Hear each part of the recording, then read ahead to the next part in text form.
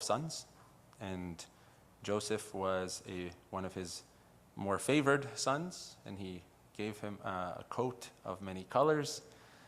Joseph was kind of exalted above his brothers, caused a lot of jealousy between him and his brothers. And God did an amazing work through him in the story of his life.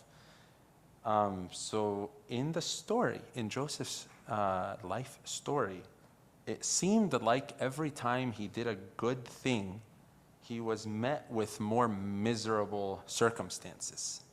Just to remind you, remember when he went to go check on his brothers? They cast him into a pit and sold him as a slave.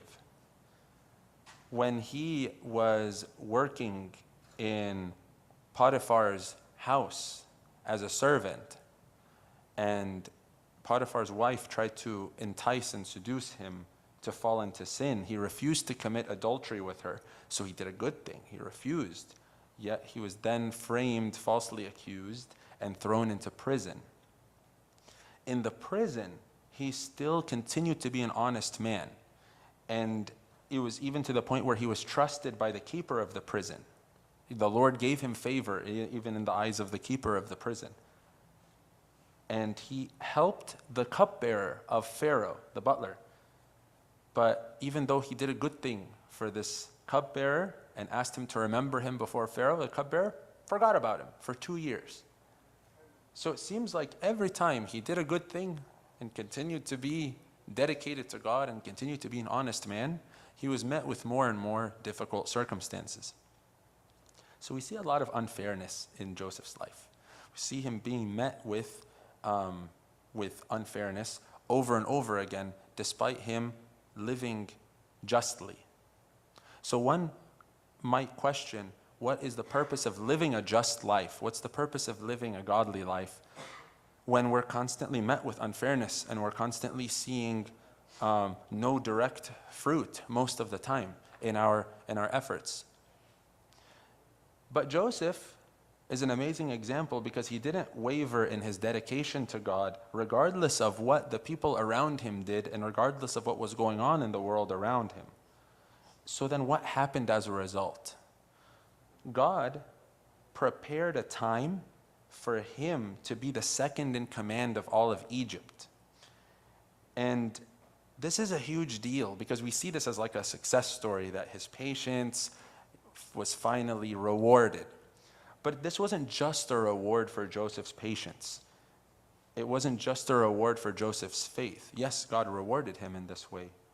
But this was also God directing all of the miserable experiences Joseph had. It was God directing each step and showing us that God is in control even when there's unfairness. You see, Joseph had to be betrayed.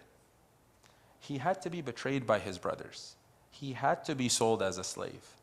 He had to be cast into prison for God to develop him into the best servant of God. That way God could save the world from famine through Joseph. Had Joseph not experienced these difficulties, he would have never gained the insight, the lessons, the knowledge, the experience to shape him into a true leader. And so what we see as unfairness and misery, God sees as development, as equipping him for being a servant of God, and for God to eventually glorify him and reward him at the end. And this is something that we can learn to see in our own lives as well. There's always going to be unfairness with people, but never with God. So, does God allow unfairness? Yes, but God sees beyond the unfairness and he arranges the matters that we go through for an even greater end to those who love him.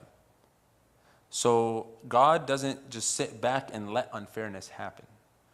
God already knows every possibility, and He will not override the free will of those who choose to treat us unfairly or to do injustice. Yet God can manage those decisions and direct those decisions for the good of those who love Him and for the good of those who dedicate their lives to Him. Thereby God, in the end, balances everything out and grants what is even greater than fairness for those who choose Him over the world. So, like we said, God won't override the free will of people who treat us unfairly. But when we choose to dedicate ourselves to Him, God does two things. I mean, He, like we mentioned, He directs the matters. He directs each circumstance to shape us. And so there's two gifts that God gives us when He does that. First, He supports us through the injustice, like we saw, whatever it may be. Like we saw with Joseph. The verse actually in the scripture, in the story of Joseph says, "For the Lord was with Joseph, and he was a successful man." So God supported him through those times of injustice, through those times of slavery, mistreatment, being framed, being cast into prison, being falsely accused. God was with him in each step and granted him favor in what he was doing throughout that time. So God supports during the difficulty. He doesn't just wait until the end. He supports during the difficulty, as we saw with Joseph. Second, He uses the unfairness to bless us. Finally, when Joseph was second in command of Egypt, and he was reunited with his brothers, the brothers who betrayed him and sold him as a slave, he explains to them what he learned from all of this. He told them, "But as for you, you meant evil against me. But God meant it for good." God meant it for good. The brothers didn't surprise God and change God's plans. God worked with their injustice to bring about His plan for Joseph. So God meant it for good in order to bring it about as it is this day, to save many people alive. Had these events not happened, it would have been a tragedy. It would have been a tragedy. There would have been no Joseph to save Egypt and the rest of the world from famine. There would have been no Joseph to save his brothers and his family from death. There would have been no knowledge of the true God had Joseph not been able to influence the whole world. So you see, Joseph says, "God sent me before you to preserve a posterity for you in the earth, and to save your lives by a great deliverance. So now it is not you who sent me here," meaning Egypt, "but God, and He has made me a father to Pharaoh and lord of all his house and a ruler throughout all the land of Egypt." So God does these two things. Supports us through the difficulty and the injustice, and secondly, He uses it to bless us. St. Paul experienced this very same idea, this very same truth, in that if we look at what he says in 2 Corinthians, we see him recount all of the injustice that he experienced. Listen to this. Anyone who goes through this would probably either die or live in despair and hopelessness. Here's what St. Paul went through. He says, from the Jews, 5 times he was whipped. Each one of those 5 times he received 40 stripes minus 1. 3 times I was beaten with rods. Once I was stoned. 3 times I was shipwrecked. A night and a day I have been in the deep, in journeys often, in perils of waters, in perils of robbers, in perils of my own countrymen, the Jews, in perils of the Gentiles, even people who are not his countrymen. In perils in the city, in perils in the wilderness, in perils in the sea, in perils among false brethren, in weariness and toil, in sleeplessness often, in hunger and thirst, in fastings often, in cold and nakedness. All of this suffering throughout his missionary time, throughout the time he's supposed to be preaching the good news of the gospel and sharing the light of Christ with the world, he was faced with all kinds of unfairness, all kinds of injustice. But what was on his mind? He didn't focus on the fact that he's getting hurt so often. He wasn't focused on the unfairness of the world. What was on his mind? He says this, "Besides the other things, what comes upon me daily, my deep concern for all the churches." His love for the church, which is a direct expression of his love for Christ. That's what was on his mind all the time, throughout all of these injustices. So, why is this so important? Like, why was this enough for him to continue working gladly for Christ? He tells us in Romans chapter 8. He says this, very profound. He lists all the difficulties he went through, but he lists them out in the light of Christ. And he says, "Who shall separate us from the love of Christ?" And then he lists them. Shall tribulation or distress or persecution or famine or nakedness or peril or sword?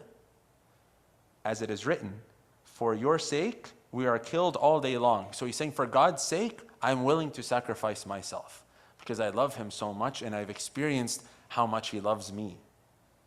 And then, not only is he willing to sacrifice himself, but he has noticed and witnessed God's strength to equip him for the good work, even when there's unfairness. He then says in the next verse, "We are more than conquerors through him who loved us." He sees God's victory even in the middle of unfairness, so long as God is his goal, so long as his dedication is to God and not to fighting injustice in the world. He sees God step in and bring about justice in due time. He sees God's work.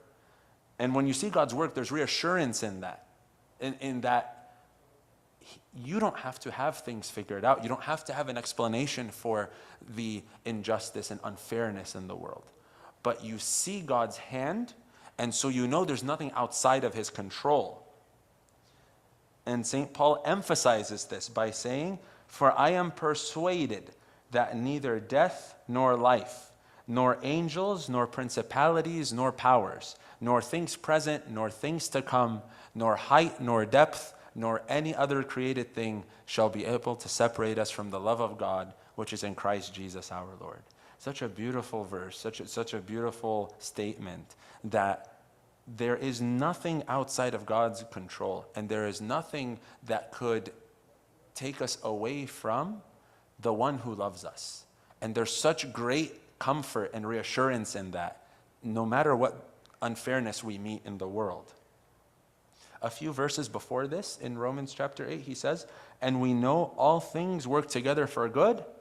We all know this verse, right? We know all things work together for good to those who love God, to those who are called according to his purpose.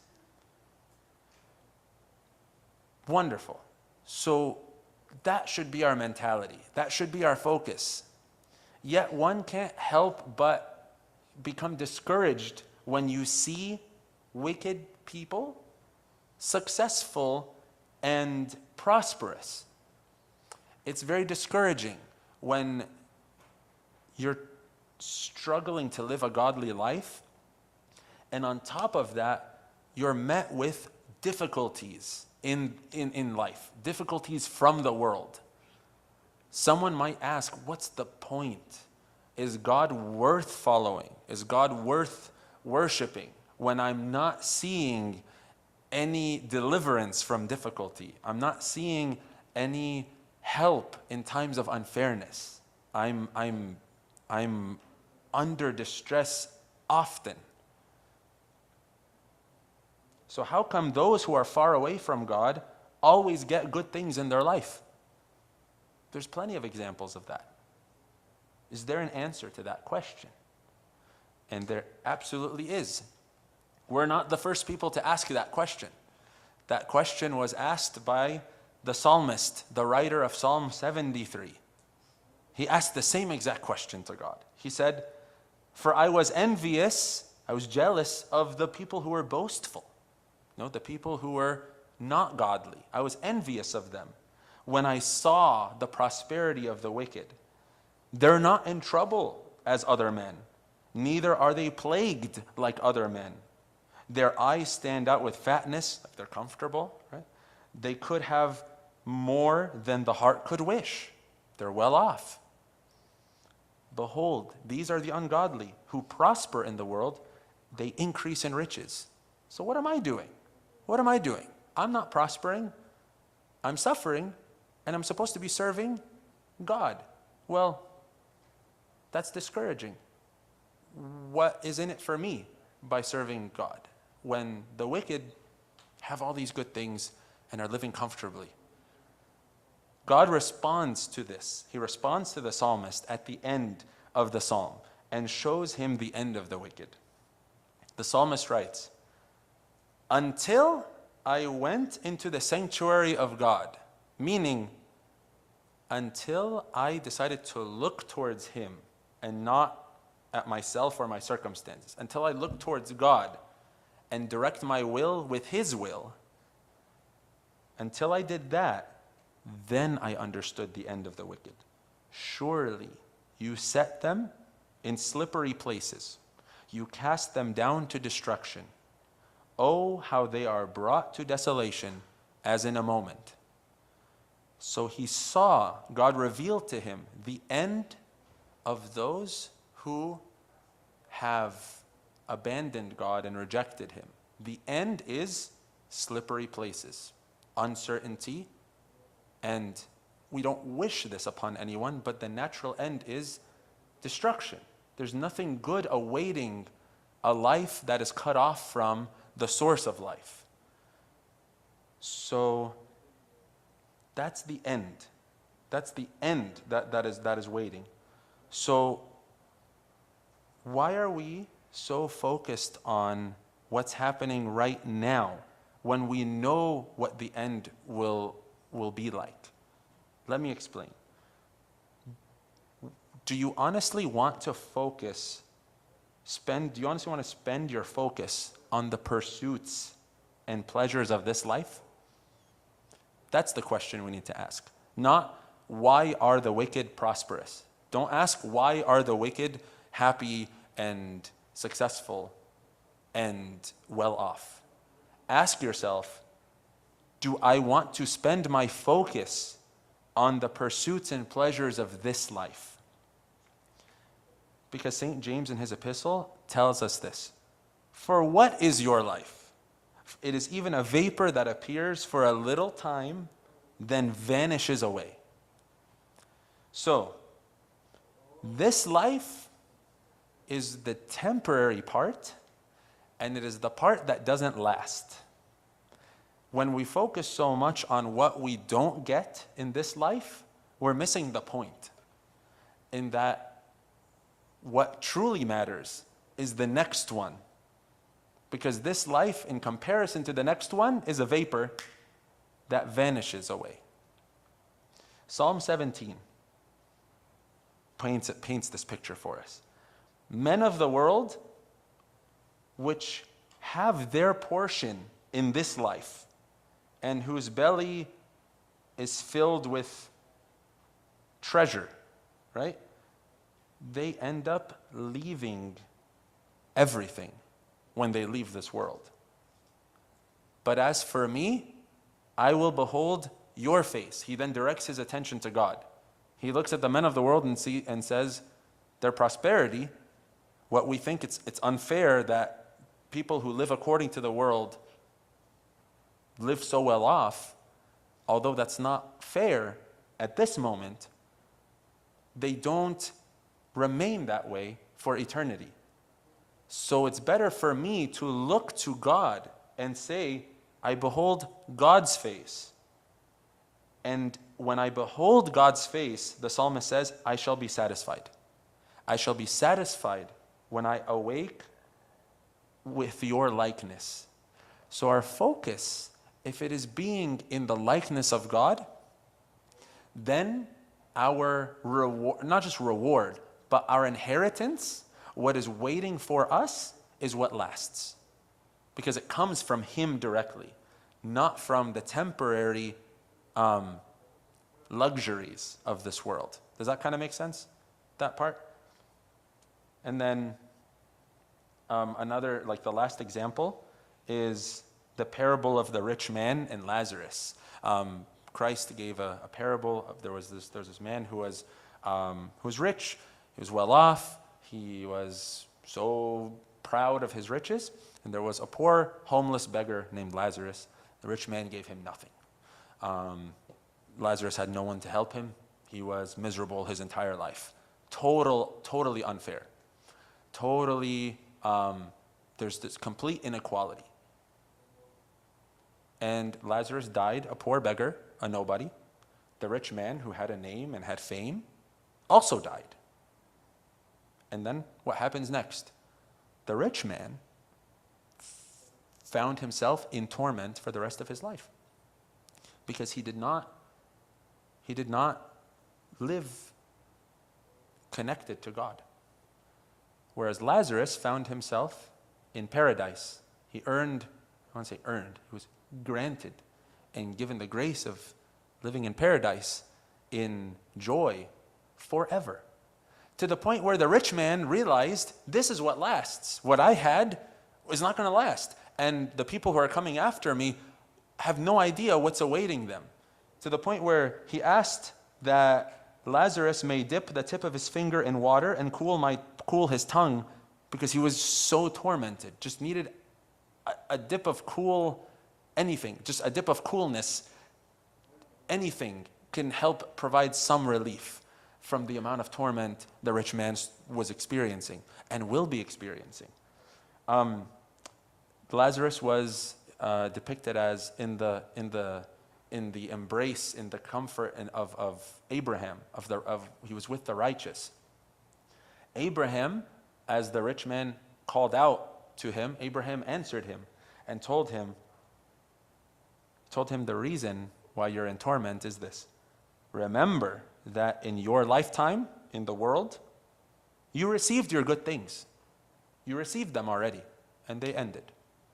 And Lazarus received evil things, unfairness. But then that ended. Now, Lazarus is comforted, and you are tormented. So our role in this life is to change our mindset, not necessarily our circumstances. Unfairness will always be part of our circumstances. Unfairness is a result of pride and evil in the world. However, if we take everything out, if we leave things, if we remove from our hands the matters of this life and place them in God's, then whatever we're met with, we receive with thanksgiving, as if it's from God's hands. Train yourself to take everything as from God's hands as an opportunity for your purification and sanctification. The moment we begin to question the fairness of our circumstances or our calling, that's the moment where we begin to look outside of God and lose our way. We begin looking for whatever we think will satisfy us in this life, and then our lives become aimless. In order to look back at God, our response to the unfairness has to involve obedience to Him. Just like Joseph. Joseph remained obedient to God in every unfair circumstance he experienced. And God not only allowed that for Joseph and the people of his time, but for us who read and see God's work in his life to be inspired and taught how we ought to live as well. So instead, let's learn to live a life of obedience. This doesn't mean follow a set of rules in order to receive God's love. God's love is yours. It's given to you. Instead, obedience is what changes us and makes us ready to receive God's love. So, refusing obedience because of what's happening in the world means refusing God's love in your life. Yes, there's injustice. Yes, there's unfairness. And it's all because of pride that distorted the free will of mankind. That's why we need to obey God's calling and obey what God is calling us to do, no matter how difficult. Because obedience is the medicine that actually heals us from the disease of pride and restores our free will to the way it was intended. Because we're obeying the one who is never unfair and never unjust. I'll pause here. Does anyone want to add anything or ask anything? Usually no one does, but I still ask just in case. Abuna. Thank you for blessing us. If not, we can close it here. And may God give us this mindset and give us the ability to obey Him, to look towards Him in the face of injustice, to see His hand working in each circumstance, even the unfair ones, and to rely on His support, not on our own wisdom, because our wisdom is limited and temporary. And the circumstances of this life are also limited and temporary. But what lasts is eternity. And if our focus remains on that, then we no longer become affected by the injustice. We can become more than conquerors through Him who loved us. We can become inseparable from the love of God. So keep in mind that obedience now ties us to the love of God. And that will not allow us to separate from Him, like St. Paul was saying. Tony. Mm-hmm. When you say obedience, how does someone learn to be more obedient or learn to be obedient to what God, with certain circumstances that God has put them under? How does someone strengthen or gain obedience? Yeah, good question. How does someone learn to be obedient? How does someone strengthen their ability to obey and gain that virtue of obedience? Obey your spiritual guide and father of confession, I would say, to start with. Learn to obey those that God has equipped to lead you towards His kingdom. Start with that first. If we can learn to do that, then we become more aligned with God's voice, God's direction, and God's will. Then, when we start hearing Him more clearly, it becomes easier to obey Him. He's more recognizable. So start with the spiritual guide and father of confession. And then, under the direction of your spiritual guide and father of confession, you can set a spiritual rule for yourself, especially during times of fasting, to submit and sacrifice for the sake of a family member, a friend, a boss, someone in authority over you. Learning to submit your will out of service and out of love will train that talent as well. But under the direction of your father of confession, because sometimes there's people in life that we need to, that we shouldn't readily follow or shouldn't be so submissive to, who might lead us astray. So we want to be careful with that.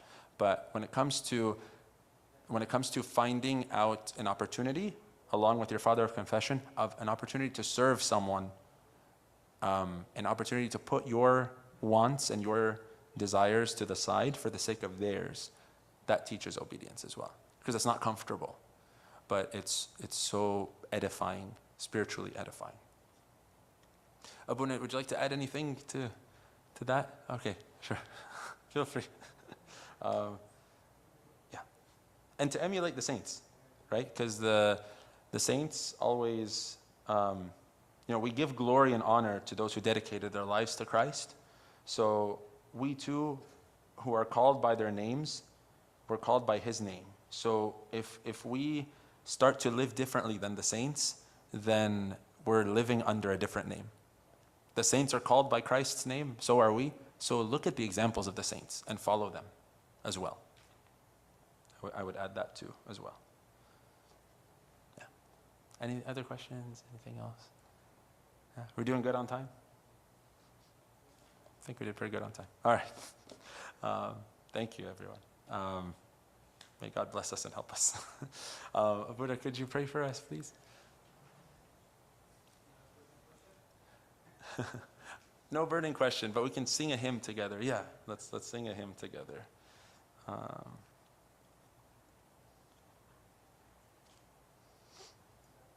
So during the Apostles' Fast, we will be hearing this hymn often during the distribution of the mysteries. We'll chant the English part together. The tune is very repetitive, and it's a delightful tune. It's easy to follow. Try your best to chant along. In the name of the Father.